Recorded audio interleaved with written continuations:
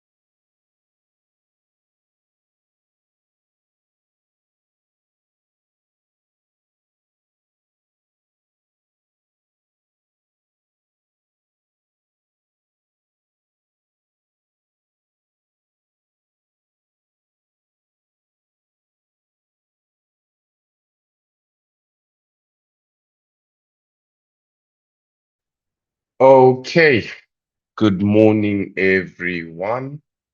I think we can jump in. Hopefully, the masses will join us as we make progress today. But good morning, everyone. Hope you are all in the holiday mood. Well, I know you're in the holiday mood and you're like, here's the Sky Lawrence making us do work. Take it easy, guys. I promise you, it'll be a fast session. We're going to build something together. Call it a code along. So please experiment, try and build with me. And, let's just have fun today. So I'll start by sharing my screen.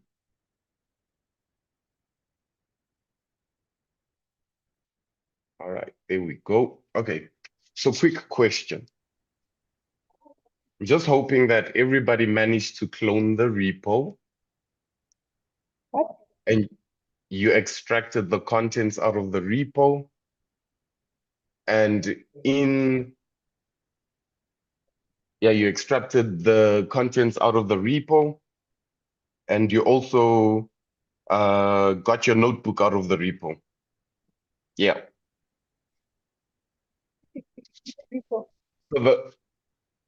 So there was a link shared with Performance shared an email yesterday, sent an email to everyone rather, with all the source contents as well as the link to the GitLab repository where you'd clone your notebook from. Okay, I'm getting some thumbs up. That's good. So your notebook, the extension of your notebook is an IPYNB, if I'm not mistaken. Yeah, Interactive Python Builder or something like that. But yes, in any case, everyone has that and you've got here. And if you're trying to get your notebook onto Google Colab, you'll simply click on File, come to Upload Notebook, and then you just drag and drop. So wherever you have your notebook, you'll drag and you'll drop it there, and then it'll give you the option to proceed. I've already done that, but let's start by taking a quick look at what we have in our notebook. So it says, welcome to your first Meta-powered document assistant. So some of you guys, or all of you guys, or some of you guys are familiar with WeThinkCode's infamous HAL.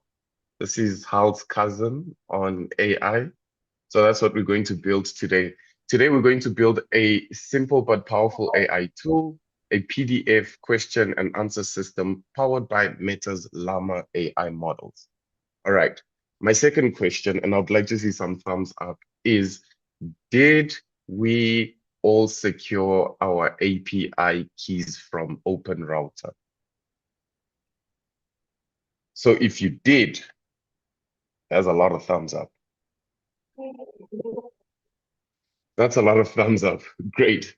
So if you did, I hope you've saved your key and you've put it somewhere safe so that your neighbor Usindi doesn't see it. Guys, this speaks into the responsible use of AI. You don't share your keys with everyone, so keep your keys. And I hope everyone has their own key because you need your own key. You don't want to share keys. That's not a nice thing. Trust me. So yeah, if you don't know, you just come to Open Router. Once you've signed up, created a profile, you select keys, and then you will finally land on this page with this big purple button. It's purple, right? Yeah, this big purple button that says Create API Key. You simply click that. You give your API key a name. I've named mine Meta RAG System because it's dope like that. But yes, let's move back onto our notebook. So let's get through, let's see what this tool will be doing. So this tool will allow you to upload any PDF, for example, a company report.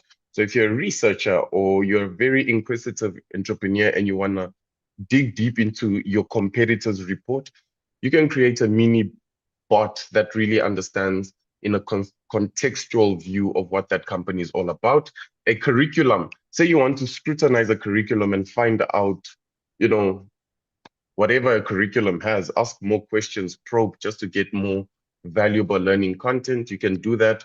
Policy document for everyone like myself that don't read a lot of policy, but if you have questions, you can do that. And a research paper. Um, yeah. So you'll ask natural questions like, what are the main goals of this document? What does this policy say about attendance? And so forth. You just keep the questions within the same domain as the PDF. If you don't have a PDF, I'll share a link with you, but I advised get a PDF. So I'll share a link with you and then you'll be able to carry on in the exercise with us. So here, so you get accurate answers based only on the PDF itself, only on the PDF. I've been advising people to upload their CVs, just so that you can ask it questions about your CVs, I mean the language, where to improve and things like that. And the power in it is that it's very concentrated information that looks at the CV alone. All right. So before you begin, you're going to need a few more things. So if you're on this video, I'm praying that you already have access to Google Colab. Well, you should have access to that. You should have an Open Router API key, and you should have a Google Drive link to the PDF. Reminder, when you share your PDF, set it to everyone with the link can see this. Don't only say, don't set it to yourself. Excuse me. But set it to everybody with the link can see this PDF. And yes, may the code always be with you. All right. So we'll start looking at step one. Very easy steps. So please follow me. It's not going to be that complicated. Step one, you basically don't have to do anything. What we're doing here is we're installing the tools that we need, essentially. The tools that we'll need to get this job done. So if you see here, we're installing the libraries. And they've given us comments on what each of these libraries are doing here. So Llama Index is the main framework we're going to use to read our documents. And then Llama Index LLMS Open Router allows us to connect Meta's Llama model through Open Router, whichever one. But Llama Index enablings, Hugging Face. Now this helps us convert our text into enablings. We'll talk about enablings when we get there at that stage and find out what is an enablings. I know, Then we have Llama Index reader file. It gives the notebook the ability to read the PDF. And all of this is down there. I'm not going to go through it. So what you will do now is click on this cell. We call this a cell in a notebook. So you select your cell and you simply click the play button over there. Now, once you click your play button, you'll see these round thingamajigs or the loading sequence. Sorry for that. So you'll see the loading sequence and then you see the stop button. If you want to stop it, you'd stop it, but not today. You don't want to stop it. You want it to run until it finally prints out. As you can see, it's installing everything I need. But what we wanted to print out finally is installation complete. So everybody, let's do the same.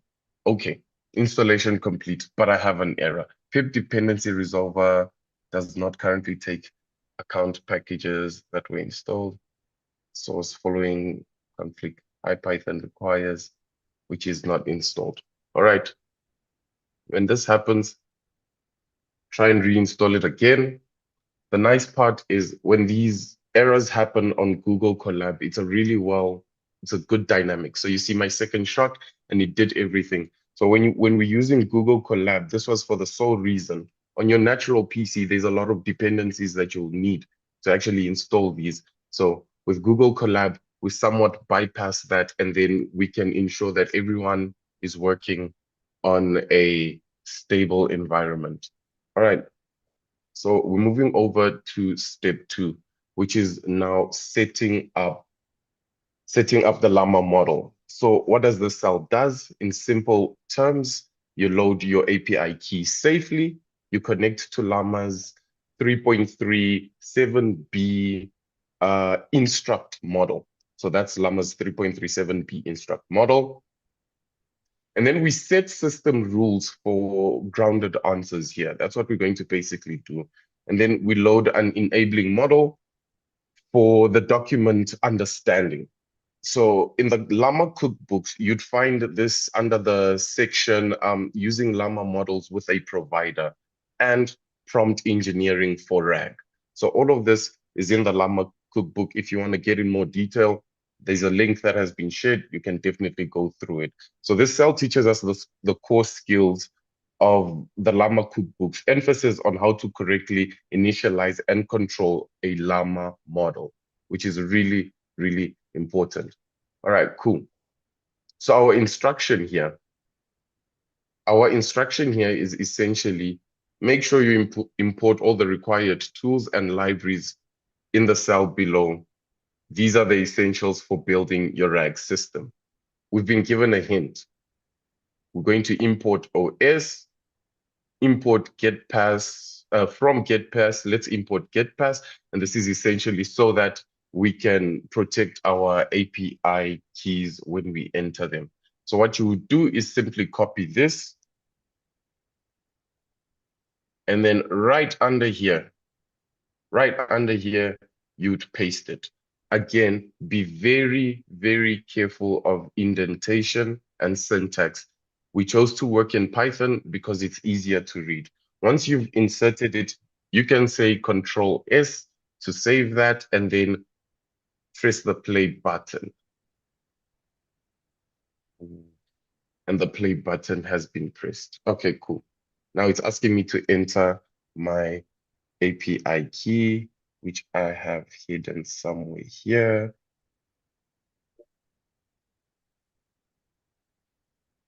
Copy and paste API key, right? So this cell is still running. Let's check the output or wait for the output. Thumbs up if most of us or some of us are here on cell 2. Great stuff, great. No, Christmas is coming very early, guys, trust me. All right, so we have to be patient with it, you know. So one thing about PCs, you have to be patient. I see there's a question from someone. You can unmute and go for it. Or there's a hand up. I don't know if that person wants to ask a question.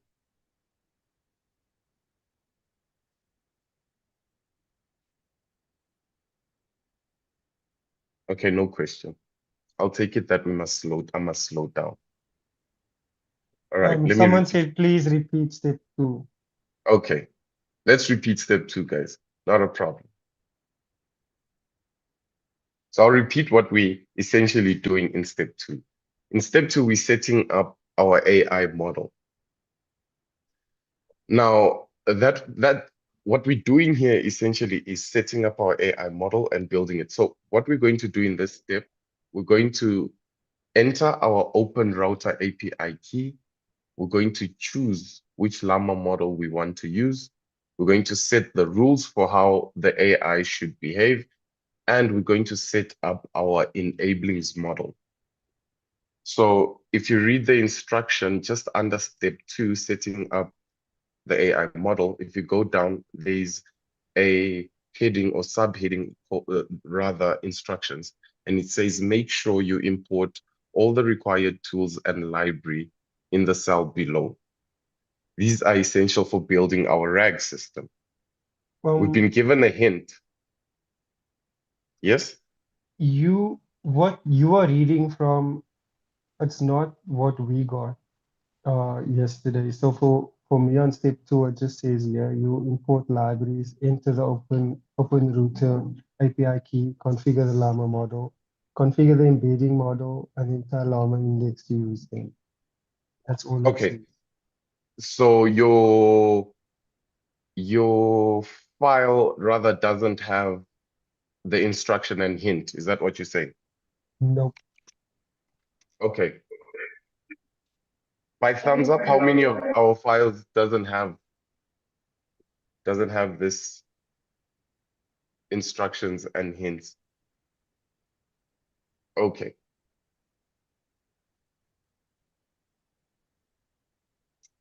All right, let's do this quickly. Yes, Thomas, you can unmute.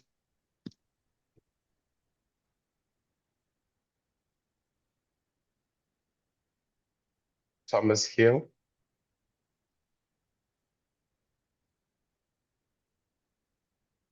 All right. Let me just ensure that everyone has the same or the correct file. So what we'll do is the session is scheduled for the session is scheduled for 1.5 hours. So I'll quickly get in contact with performance team so that they email you the correct file. Or yeah, they email you the link with the correct file in it. That's what I'll do. And then our session will then commence at 11:15. So we can take a break for now, perhaps go through the content, wait for this file to be sent to you, and then we can go through everything. So our session will resume at 11:15, if that's okay. So yeah, if you have any questions, you can go ahead.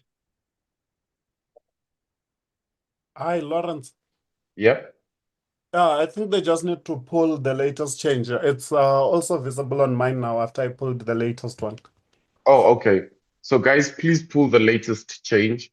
I think we'll give that, I'll give it at least, say, I'll give everyone, say 10 minutes, 10 to 15 minutes. So, or let's keep it at the same time. Everybody pull the latest changes. Make sure your file has the instruction and the hint. Very important. So pull the latest changes, make sure your file has instruction and hint, and then we're going to continue from 11:15. Yeah. So everybody, please hop back on this link, 11:15, so that we can carry on. Just make sure that you have all your correct, you have the correct file. Thank you. Thank you, everyone.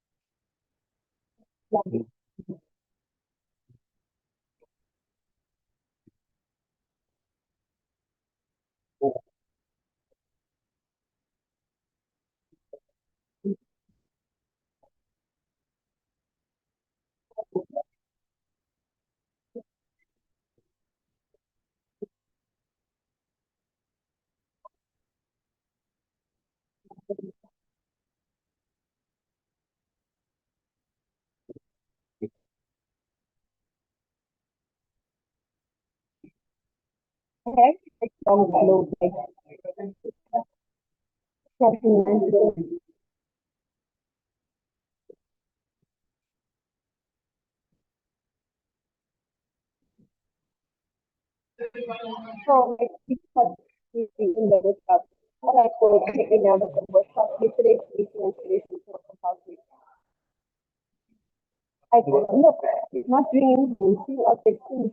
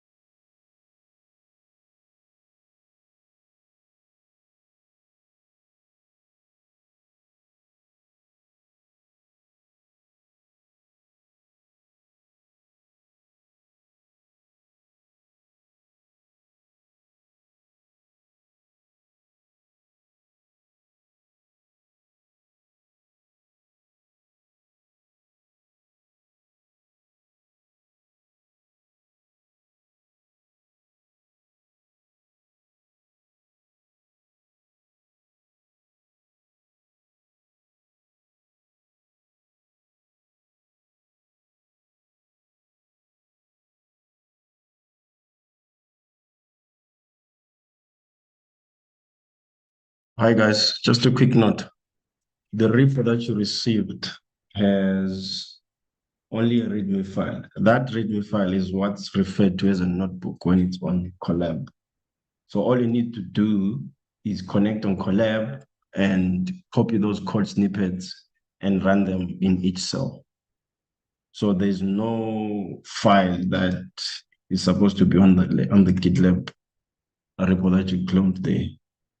And another thing again that I noticed is we created this repo like internally. Its visibility is internal. So before the comms went out, I think some of you already cloned that repo or forked it. That was a mistake on our side. So if you can clone the repo, if you're cloning the repo now, it means you have everything up to date, just to get rid of the confusion about file and everything. So when it's on Google Colab, it's called Notebook. That's what it's called.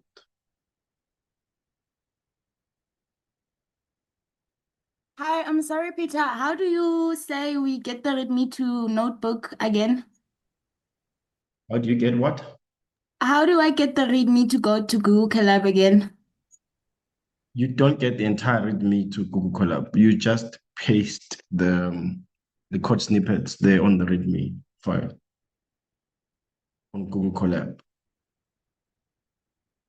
Others might have used an extension for Google Colab so they can actually interact with code snippets there. They can create a file for themselves on VS Code, whichever IDE you're using. So yeah. Who's winning? At least if one of you is winning, they can share a screen and make sure they all understand the workflow. Denzel, what did you do? Hey, Peter, I just cloned the latest one as well. Not sure if I'm sharing the correct screen here, but just give me a second. Yeah, and I copied the README and I pasted it here under text. I clicked on text and I pasted it in here. Exactly, that was what you're supposed to do, guys. Sorry if the instructions were vague.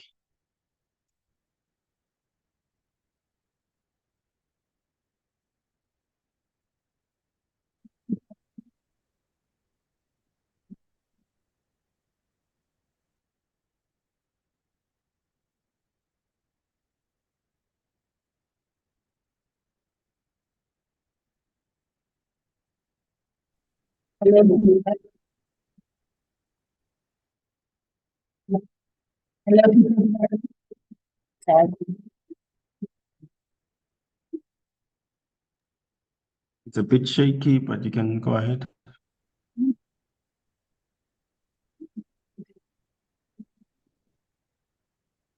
I feel like you're trying to say something.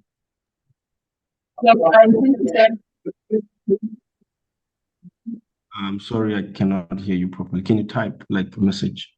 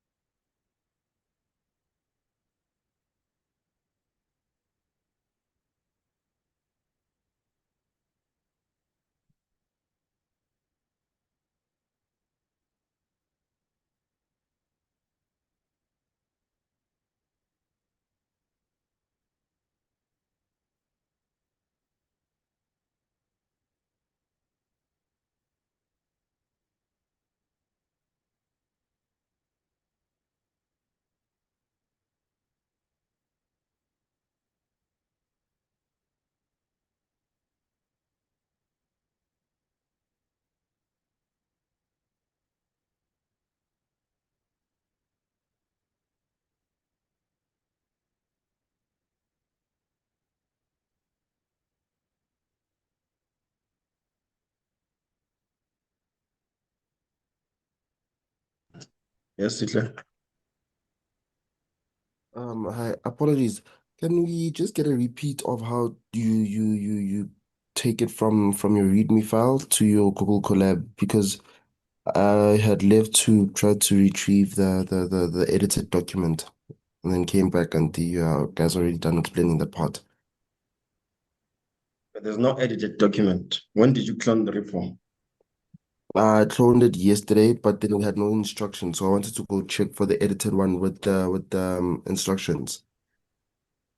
Okay, so are you one of the people who cloned it before you got the email at 5? No. Got it at I cloned it after 5, after getting it at 5. then that's the updated version. So all you need to do is copy and paste the code snippets into your Google Colab cells. Can you share your screen? Go to your GitLab.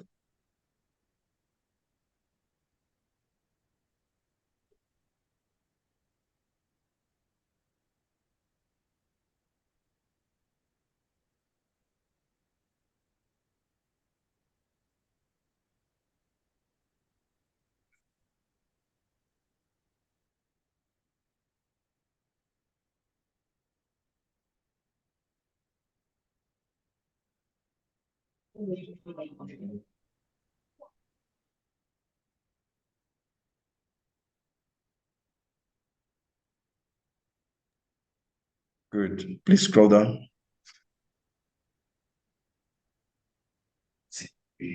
So you followed all those instructions. Go up before number 2. In this step, you install number 1. Read number 1 there.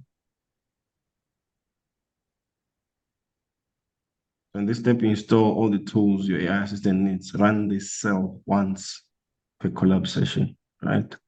So you just Oh, have to okay. copy that code snippet. You see there's a copy icon there. Yes, yes. Yeah, the So code snippet. yes, copy that code snippet, go to Google Colab, paste it there Oh, okay. So that's on what the I do with all cell. the snippets. Yes. Oh, And okay. Now. then once you run everything there on your Colab, it's up to you whether you can update the README, right? With what you get, or there are placeholders there that you have to fill in some code for the rest of the code snippets. If you run them Yes. on Google Colab, then you update your README, or you can try copying the entire README and then running all the cells, and then you update the README just like that. So the Oh, confusing part is when we say notebook, right?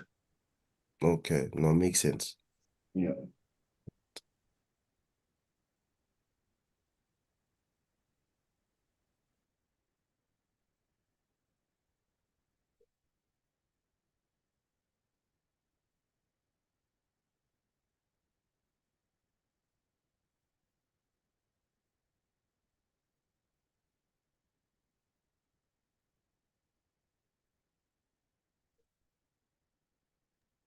Lawrence will be back at 10:45, just in 5 minutes.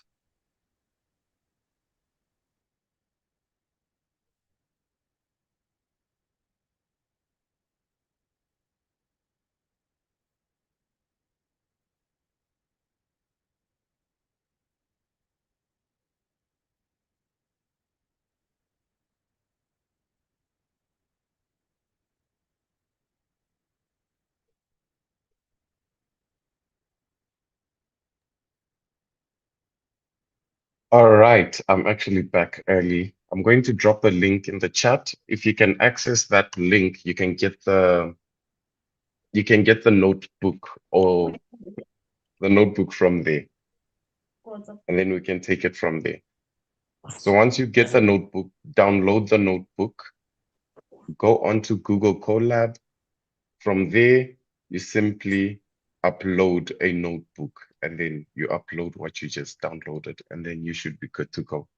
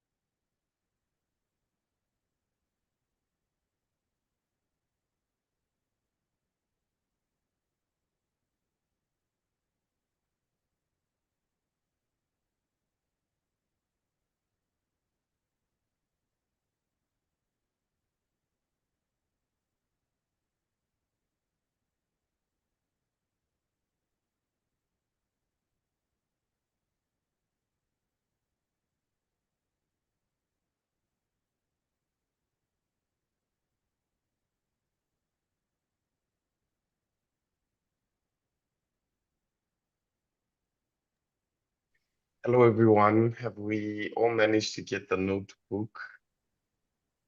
Some people call it a script. I shared a link in the chat, so maybe if you could kindly share that also on YouTube, so the guys on YouTube have access to that as well.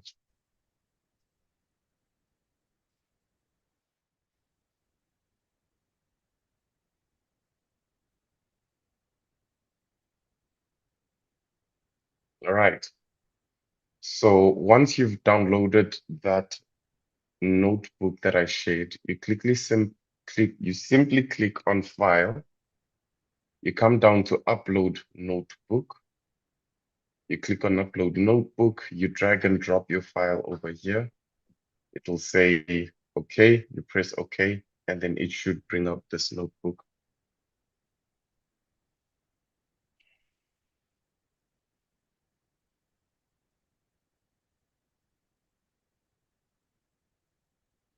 Okay. Okay. Thumbs up that we all have the correct notebook, or we've got the most up-to-date notebook. Please repeat the last step. Are these steps the same as on the repo? Peter, can I ask that you also keep an eye out for me on the comments as I go through? And then if there's any questions, you can just let me know. Okay, we'll repeat step 1, step 2, and we're going to go through them really fast. Because step 1, you're just basically installing libraries. And once you have the notebook, you'll see step 1 here. Once you have the notebook, you just click on the first cell, and then you run that cell. And only that block of code will run. So run that. I'll run it with you again. So once you're running it, your success message is installation complete. And once you have this, you're good to go. If it does give you an error, try and run it again. Because it's Google Colab, it should somehow conform and everything should be okay. So thumbs up, everyone's happy with step 1. Okay, I'm getting a couple of thumbs up. No problems yet. Okay, what's the problem with step 1? I'm seeing in the comments, I don't know. Peter, the comments okay? Is everyone okay on the comments?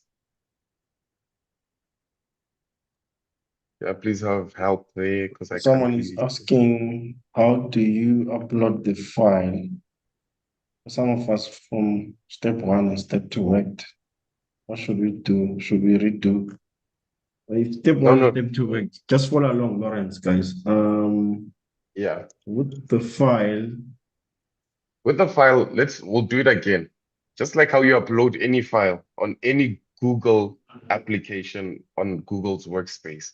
You click File, you say Upload Notebook. It will open a window like this where you can browser or drag your file here. Drag and drop. Browser. Go to the Downloads folder and make sure that you've brought it here. Correct? All right. So we've done that. We're going to move on to step 2, which we have done, but I'll repeat it again. Now, so in step 2, there's a few things we want to do here. We want to make sure that we can enter our Open Router API key. We want to choose which Llama model we want to use. We want to set rules for how our AI should behave. And then we also want to set up our embeddings model.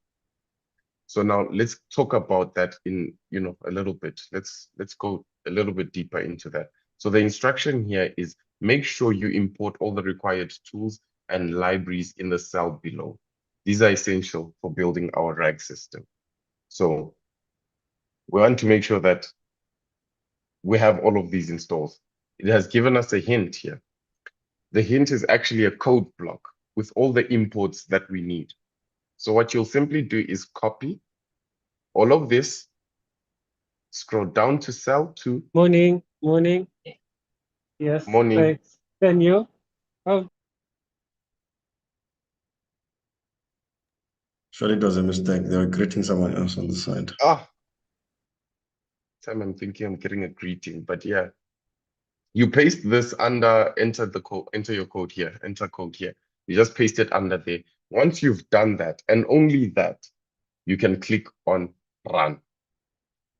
And then when you run, or once you click run, when it's successful, you'll see all these nice green things installed and, you know, entered, and you have all of that.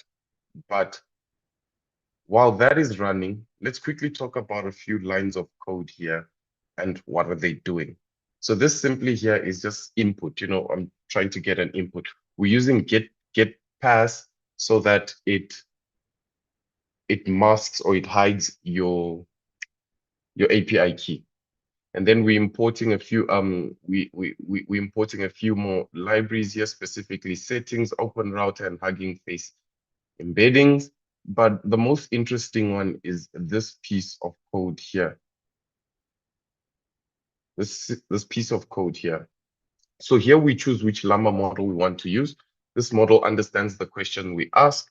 It helps us generate clear, reusable answers.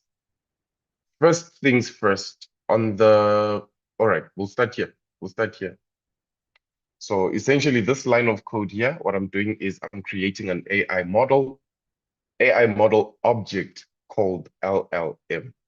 So this is what I'm doing. I'm creating an AI model object called LLM. And that's why I have that right there.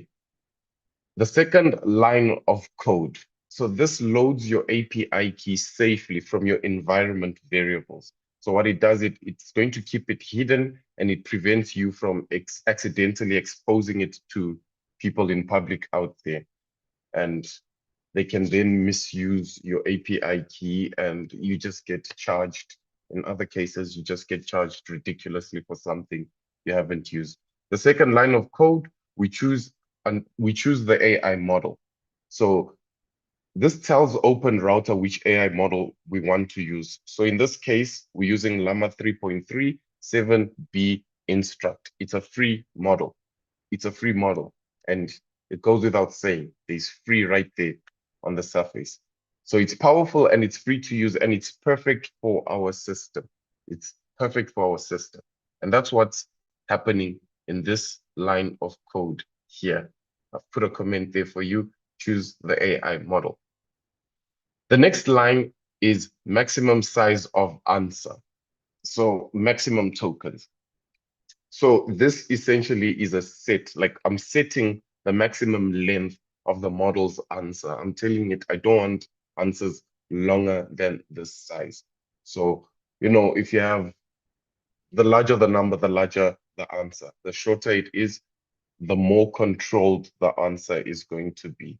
So I've found like a mid-range point, and I'm going to use, you can essentially use anything between 500 to 512, you know, just to keep your outputs clean and focused.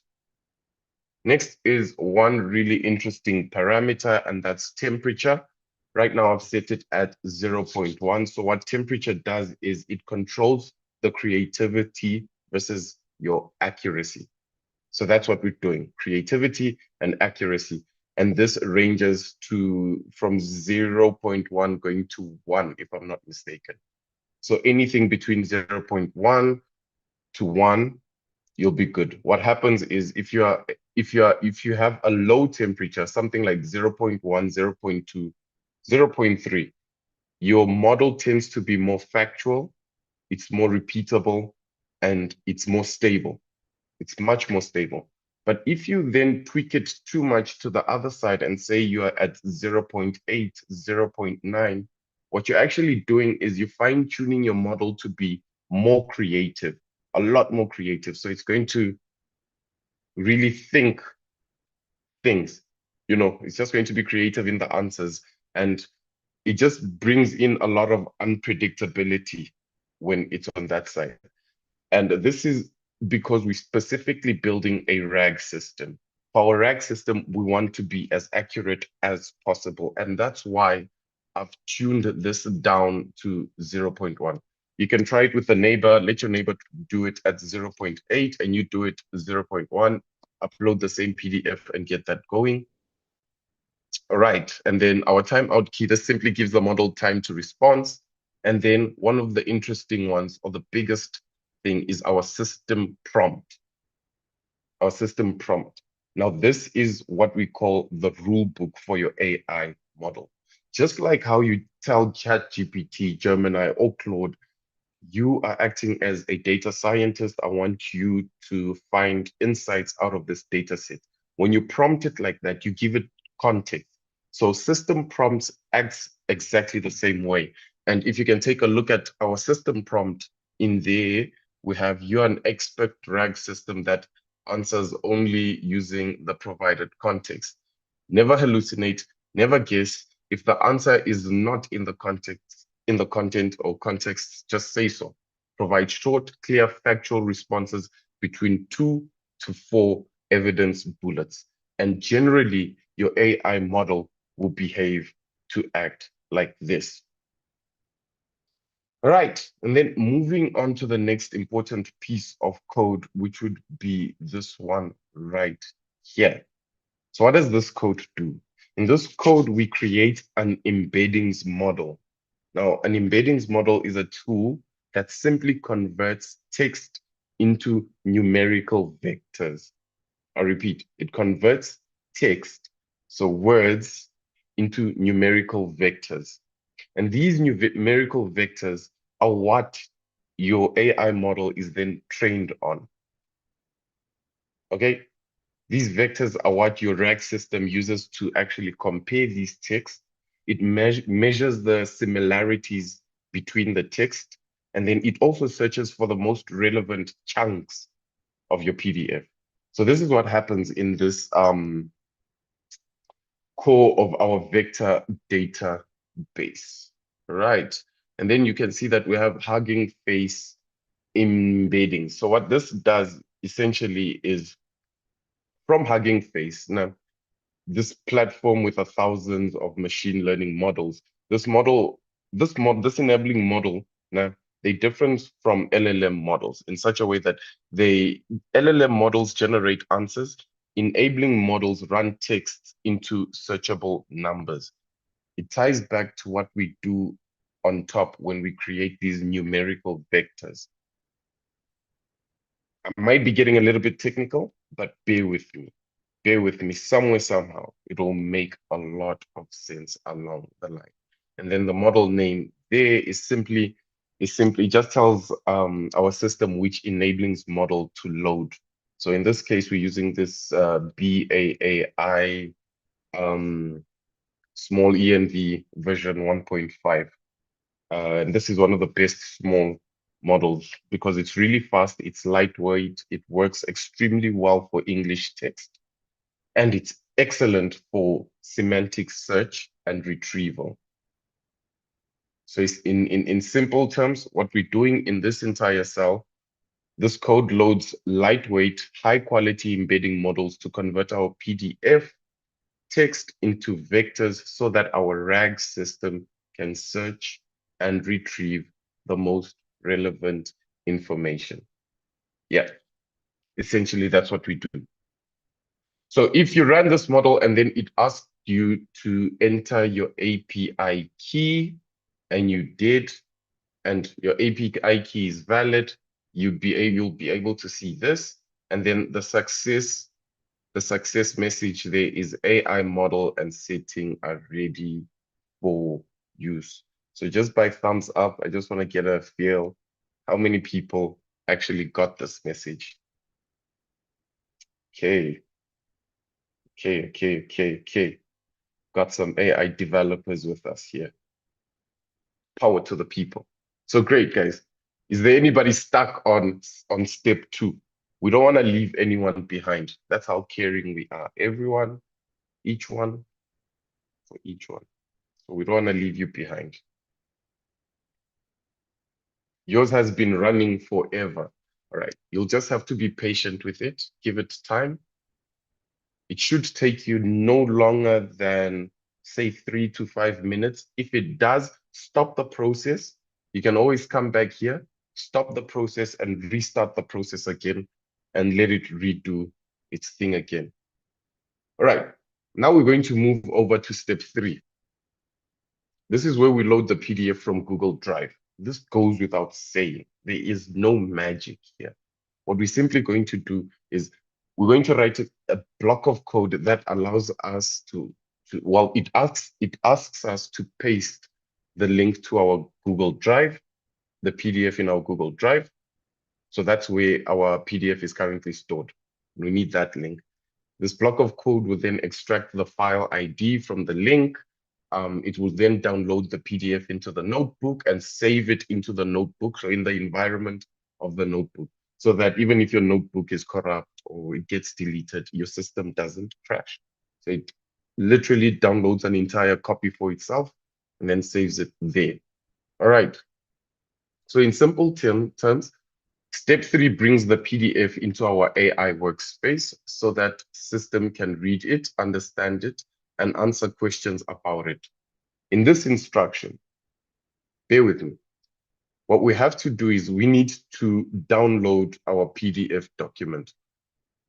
So include a function that can handle this. We have a hint. We have a hint, and right here we have this function over here, define download PDF from Drive. And all of that has been given to us. So what you'll do is simply copy this. Oops, did I double click? Back. What you'll do is, yes, there we go. Copy that entire block of code. Scroll down to step 3, which is the next cell. There are some squiggly lines and we can tell that there's something off. But if you look carefully, it's because of indentation. So it says enter code here. All right, I'll just simply enter my code there. Okay, right. And once I enter my code, all the squiggly lines are gone. To save, you just say, you press Command and S. And once you have done this, you click run. And the first question is paste your Google Drive PDF link here. Again, if you don't have a PDF link, I'll give you mine. You can use mine on the FIFA regulations. Let me just copy that.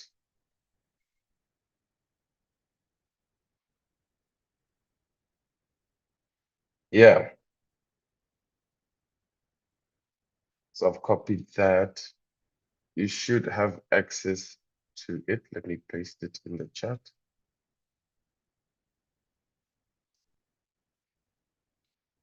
So this PDF is quite a lengthy PDF.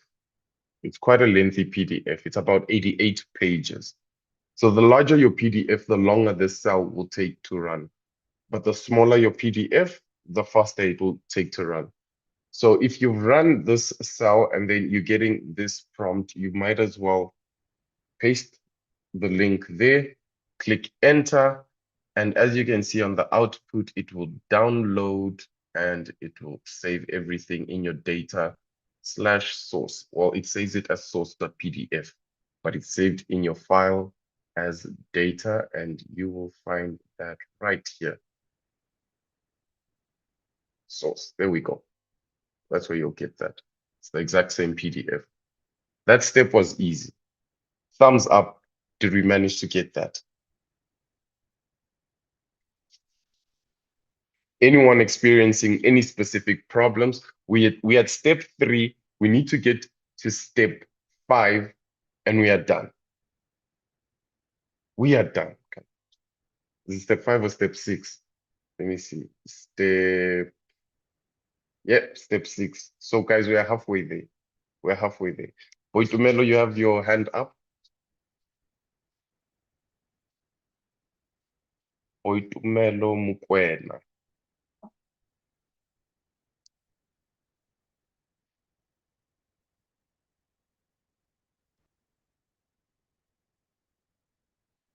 Step 3, guys. I saw someone saying they're struggling to paste the piece of code into the cell. Okay. If you come here, guys, you just say, you highlight it, then you say Control C, or you say copy this block of code here, and then paste it right under where it says enter code here. That's where you paste it. Once you've pasted it, you click run. When you click run, your mini terminal here will ask you for a link. You give it the link. Once you've given it the link, you will see that it has downloaded and it will save your PDF file as source.pdf within this environment. Okay, I'm going to move over to step 4. We're almost there. Step 4, what we're doing is we're preparing the PDF for the AI to understand. So it's a crucial step. It's a really, really important step. This is where we prepare the AI. So I'm going to keep going, guys. I'm going to keep going, and then at the end of the session, we'll have a quick 20 minutes, 15 minutes that we can address everyone's questions specifically, and then we can help you get through that. But for everyone with me, step 4, preparing the PDF for the AI to understand. So in here, what we're going to do is load the PDF onto the notebook. We're going to break the PDF into semantic chunks. So it's just basically, instead of cutting the document up randomly, we break it up smartly into meaningful pieces. So if topic 1 or topic A is 8 pages long, it takes those 8 pages. This is just an analogy.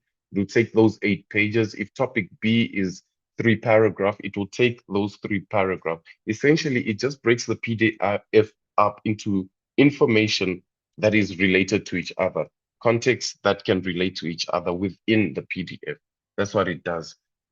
We then chunk it up, and then we prepare these pieces for searching. So what we do is then we get these chunks of information, we prepare them so that you guys can query that information and ask questions on those chunks of information. So in simple terms, step 4 teaches the AI how to read the PDF in a way it can understand and search through accurately. Instructions. Insert the code that will allow you to create a semantic chunk. Here's the hint. This entire block of code will help you create a semantic chunk. So let's copy this. Let's copy that, and then right here where it says enter code, let's paste that there. And once you have that pasted there, Control save. You don't really need to do that, but it's just best practice for me. Once you're done with that, you simply run cell 4. Once you've pasted that code there, it's going to run for some time. And as it runs, we can then quickly look at the nitty-gritties of cell 4. What is cell 4 about? Or maybe we can quickly take a look at this line of code here, which is very important. This line of code that we just pasted here, it's very important. So what does this line of code mean, or what is it doing? The very first one is it's this parser is equal to semantic splitter node parser. So what that line of code is doing, it creates a semantic chunker. Now, what that is a tool that breaks up the PDF into those small pieces. We spoke about that already. So the next line is buffer size. What is the buffer size? This keeps nearby pieces of text grounded together. So what it essentially does is it prevents it prevents like tiny chunks, like making too many tiny chunks. So it ensures that the context of the PDF stays intact, and then it also helps retrieve accurate answers, those pinpoint accurate answers. So think of it as giving each chunk some extra context and padding around that. All right. Then we have breakpoint percentile threshold. So essentially this controls how sensitive the splitting is. So that splitting process, how sensitive is it? It is. So a higher threshold of 95 means that we're going to have fewer or more meaningful splits. A lower threshold means that you're making it very aggressive. So it's going to split very rapidly across your provided text or your PDF. So a value of 95, in this case, I put 95. What this essentially means is that it will only split when the text meaning changes a lot.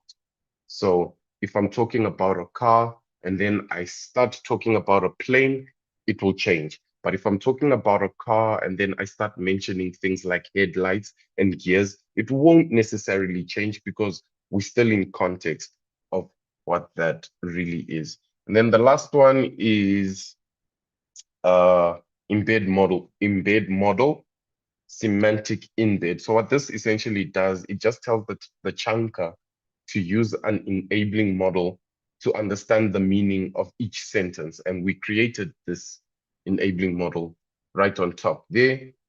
And then right here, we have nodes where we create our node. So what this line actually does is it runs the parser on our PDF document, and then it produces what we call nodes.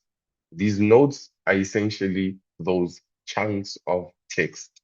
So each node contains a context. Each node has its own metadata. Each node has its own boundary, and it has its own semantic meaning. So these nodes will later be turned into vectors and then stored into the vector database, which powers the AI search. These vectors and these vector databases, you guys don't have to worry about them. The code, the AI, everything in the back end handles that. So success is seeing that it says created 169 high quality semantic nodes. Thumbs up, the PDF you loaded is giving you something similar to this. Created so many high quality nodes. Are we there? All right, we are flowing. My thing only says 7, but I think I uploaded a contract that I had on my laptop. Perfect. So that's perfect. It will only create 7. So our document had 88 pages, and that's why it has created 169. So yours is a very small document, and I bet it was really fast when it was processing it. And that's why it has created only 7 nodes. Great. Let's move over to step 5. We're almost there. Almost there. Stay with me. Building the search engine. Building the search engine. So now that our PDF has been broken into small pieces, we are ready to build the search engine, part of our AI system. This is one of the most important steps, okay? So in this cell, we put together the tool that helps us, 1, understand your question. So not only are we building a tool that allows you to search, we need to build a tool that understands the question that you are asking. 2, it rewrites your question in different way. Fusion query. We're going to get to that. Now.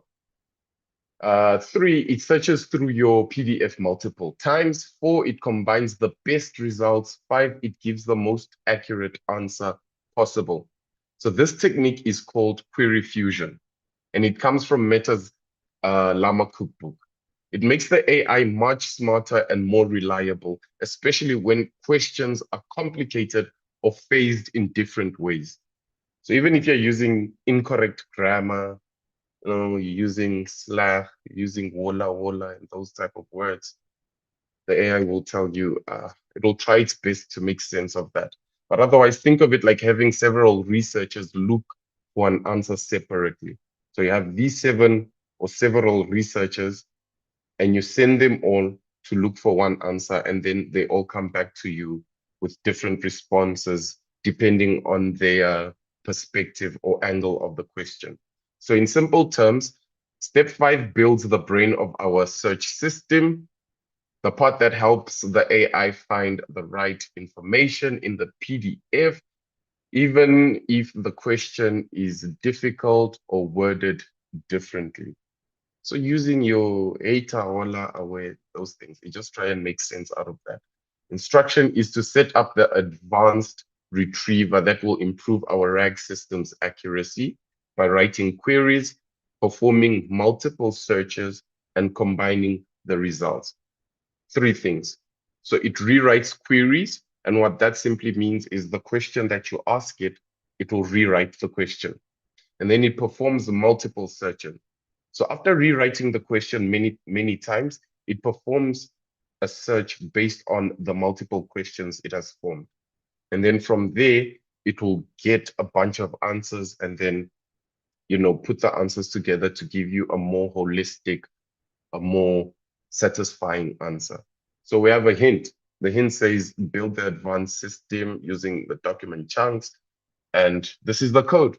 So I'm sure you guys know what I'm going to do. Simply copy and paste it right there. Great. Great. And once you're here, you'll know what to do again. You simply press that run button. Okay, cool. So maybe let's discuss a bit about the cell. Now, what does this cell do? So essentially, it's going to download the query rewriting and fusion retriever pack. And that's what we are doing. We're downloading it right here in this block of code. We're downloading this pack. We don't have to do all those vectoring of those numbers and all of that. These things will do it for us already. It builds a high accurate search engine. So this search engine is very bespoke to the context of the PDF that you've given it. It uses multiple rewritten queries. We're going to see that, and then fuses the output together. Great. In the cookbook, you can find this at Advanced RAG Multi-Query Fusion Retrieval. Once you go there, you can look for that, and then you'll get that. I think I also read it under reducing hallucinations in RAG, and then I think also using query expansion. So all this information I'm sharing with you, it's right there in the cookbook. So this cell, it directly implements one of the most advanced techniques in the Llama cookbook. So what we're doing right now is one of those really advanced techniques in the Llama cookbook. My one is complete, and by a show of thumbs, how many of us got Elon Musk's rocket, and then it says Advanced Query Fusion RAG engine is ready. Perfect. We are flowing. We are flowing. Okay. We almost done. Let me get to step 6, and then I'll open the platform up for any questions, answers, and then we can engage like a tutorial session. Cool. Nice. Let's move to question 6. This is the fun part. This is asking the questions and getting the answers. So this is where we type any question. We watch our RAG system basically work. So behind the scenes, this is what the AI is doing. It's reading our question. It's rewriting it in different ways, and then searching the PDF for these relevant pieces. It's comparing the results and giving us the best possible answer. I promise you, best possible answer. ChatGPT is probably working on this technology. So in simple terms, in step 6, this is where we finally get to interact with this thing that we've built. And then we have an instruction there. It says create an iterative loop that asks users to ask questions and receive answers for your RAG system in real time. And this is Python. So what are we doing? We're creating a while loop. And there's a hint right there. You got it right. Copy and paste the hint correctly where it belongs, which is right under here. Paste it. The red squiggly line should disappear if you pasted it in the right place and you are very careful about your indentation. Be very careful about that. So I've pasted my one right there. Great. Control S to save that, and then simply run that cell. And already it asks you, enter your question. This is the fun part. This is the fun part. So if you remember, the PDF that I put on was about FIFA regulations and things like that. My first question is, what is this PDF about? What is this PDF about? So it's retrieving answers. Query fusion is what's happening now. Okay, wait, query fusion happens later. But what happens is we make a lot of queries, right? And this is it. How to determine the content in this PDF file. What is the subject matter of this file? File analysis and summary tool. So what it has done is basically taken my question, what is this PDF about? And then it has broken it down into multiple views, multiple perspectives, or different questions to approach the engine with. Once it does that, it gives the search engine all these questions. The search engine does what it wants, and then it comes back. And what do we have? Query fusion, whereby all our outputs or all our answers are merged together to give us this answer. And our answer is this PDF is about regulations on stats and transfer of soccer players, which is correct, absolutely correct. Can I perhaps get someone that tried a different PDF, and what did you get? But before we jump onto that, what happens if you ask it a wrong question, like something that's completely out of context? Let's ask it, what does this PDF say about ice cream? Yeah, ice cream. Boy, oh boy, I'll be concerned if it says something. What does this PDF say is related to ice cream? What does this PDF mention the history of ice cream? What are the ingredients of ice cream according to the PDF? So as you can see, it has broken it down into a series of questions that it can understand, or questions that it can use to query the search bot. And then it gives us an answer. It says there is no information about ice cream in the provided context. No mention of ice cream and everything. So there is no ice cream. There's none of that. And what you've essentially created is a RAG tool, a powerful tool that can really help you scrutinize and understand whatever PDF document that you've given it. What you've basically built is the equivalent to what ChatGPT, Claude, or Gemini has in terms of when you upload a PDF and then it does all of that. You've essentially built that entire system in the back end. I am so proud of you. Round of applause to everyone that has made it this far to the session. And then we can open up for any special questions, anything you want to relate to. And yes, I think we managed to finish right on time. So I'm going to start with Refilwe, and then we'll go with Betty Potgieter. Betty Potgieter. You guys say that Morning, correct. Lawrence. Hey, Refilwe, how are you?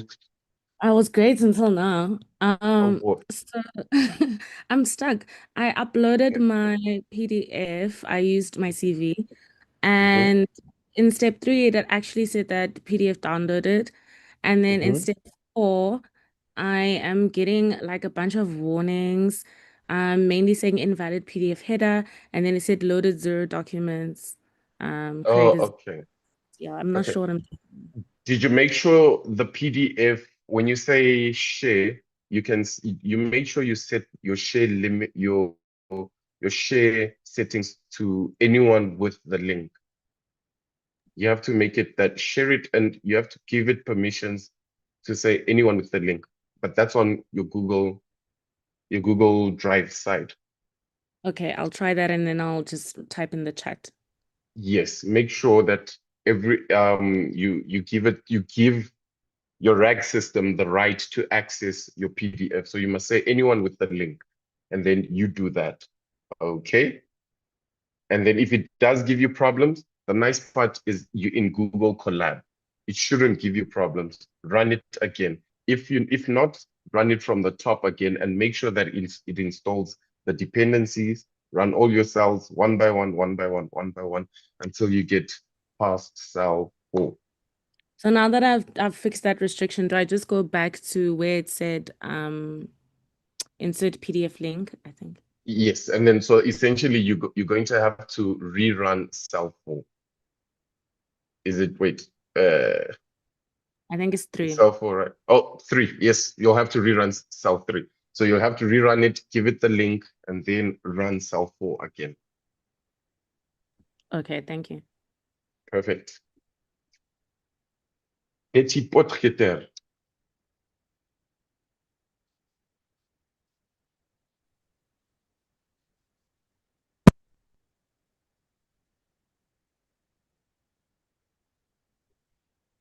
I see you unmuted, but we still can't hear anything from you.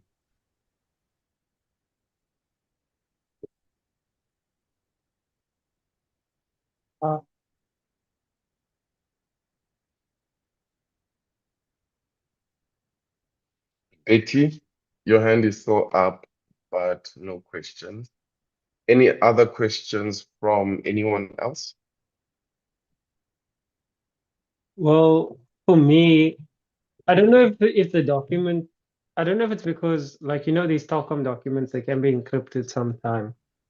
Yeah. But when I said, what is this PDF about? It just says the context does not provide information about the content of the PDF.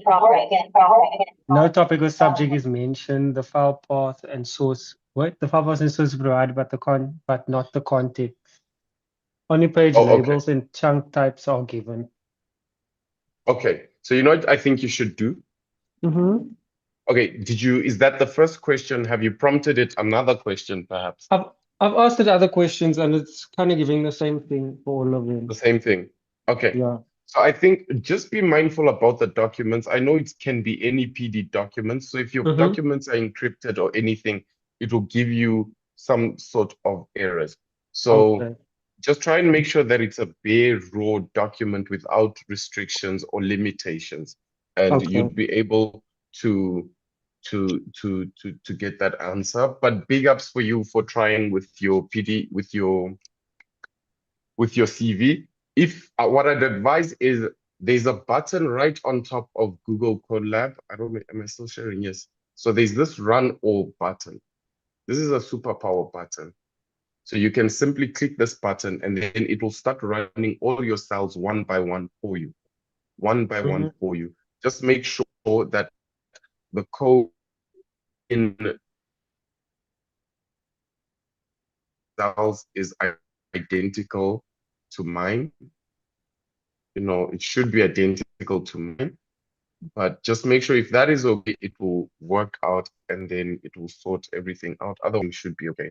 So give it that go. Test it with another PDF. Yes, Betty. Okay.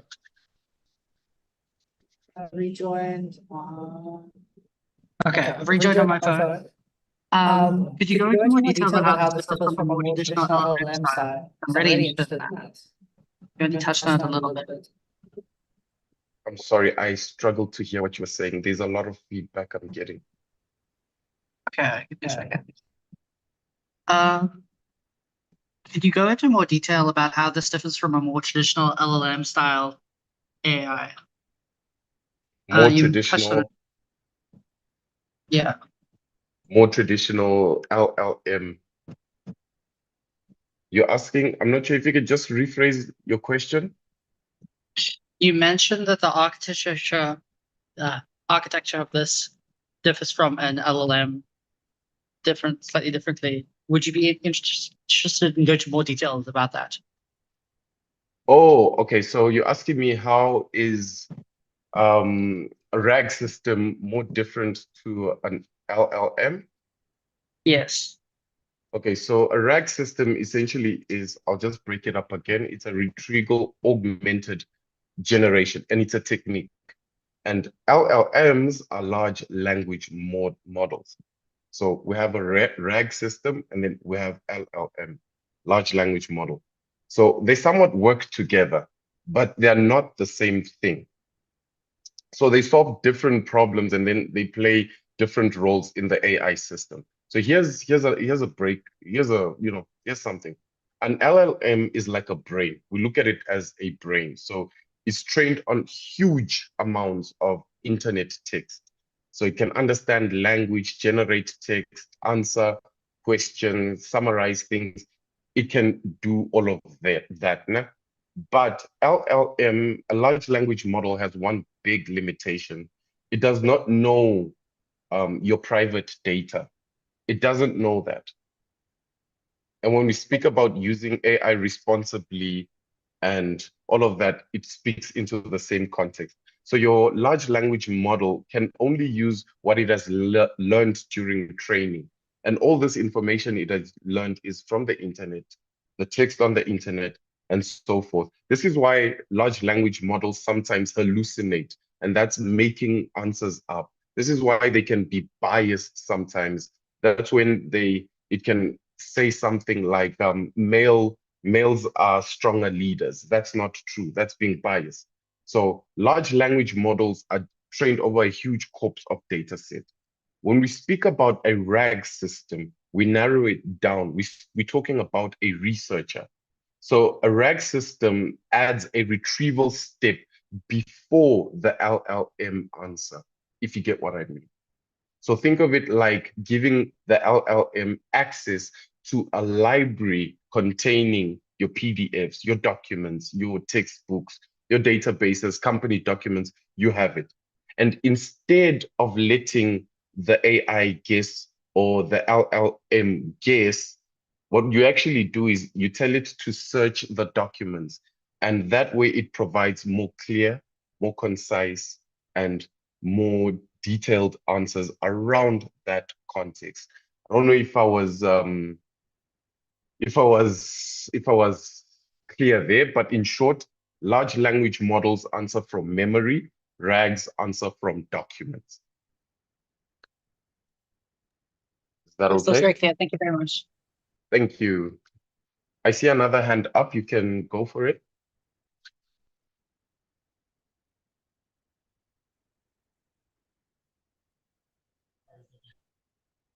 Oops, sorry. I think it's someone on Joe. Yeah. Yeah, you can hear me now. Yes, loud and clear. Yes, Lawrence. Hi. I'm still stuck on cell 4. When I try to run that cell, it gives me a couple of errors. And I heard that the previous lady who had the same problem where it says loaded 0 documents, created 0 high quality semantic nodes. Loaded 0. Okay, so that means there's a problem in your cell 3. You need to rerun your cell 3 and make sure that it runs properly. So the success message is AI model and settings are ready. Did you get that for cell 3? It just said PDF downloaded data / source PDF. Okay, sorry. I meant cell 2. Go to step 2. Yes, step 2. Okay, I'm on cell 2. It says AI model and settings are ready to use. Okay. So now what you need to do is, I think you need to rerun your entire script. Rerun it again from the top. Yeah, okay. You can just say run all and then give it your API key again. Give it the link to the PDF again. Again, really, the PDF should be a raw PDF without any limitations or anything on it, and it will work perfect. I used your PDF, the one that you uploaded on Drive. Okay. All right. So if that's the case, then you should be able rerun everything and then give it another try, and then let me know what it says. Okay, Are you on campus? No, I'm remote. Okay. All right. So you can try and do that, and then you can always let us know. Okay. But if you have the code exactly, and if you follow the same steps and same instructions, you'll get it right. It shouldn't be a hassle.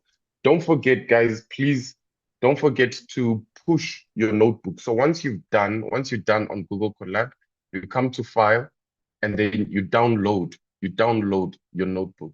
So you can download it as a Python file, or you can download it as an interactive Python file, which is some complicated thing for saying notebook.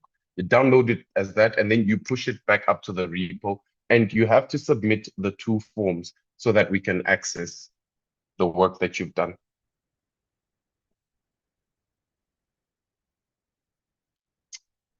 Okay. Thumbs up if everyone's happy.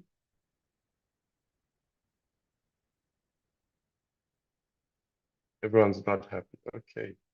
Everyone's happy. I think our session has come to an end. So I will be upstairs on Joburg campus. So if you do have a problem, just reach out to me and I'll come through and I'll help you. For those, you can always reach out via email. Just send performance team, and performance team will forward that to me, and I'll definitely be in touch. Otherwise, thank you very much, and congratulations on actually building AI, not building with AI, but building AI. Thank you, everyone, and I hope you enjoy the rest of your day and holidays. Bye.